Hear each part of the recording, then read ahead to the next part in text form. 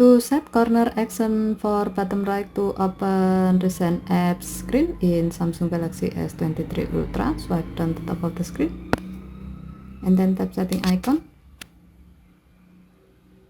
Scroll down the screen to find accessibility. Tap accessibility and then tap interaction and dexterity. Scroll down the screen.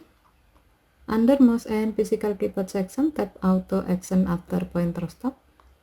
Under corner action section, tap bottom right. Scroll down the screen and then tap the gray on option next to reason to enable this option.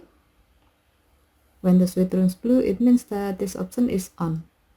Next, you can connect a USB or Bluetooth mouse with your phone.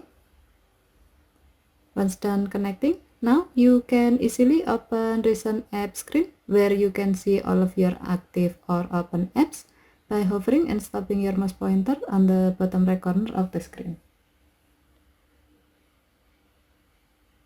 Okay, thank you for watching. Have a nice day.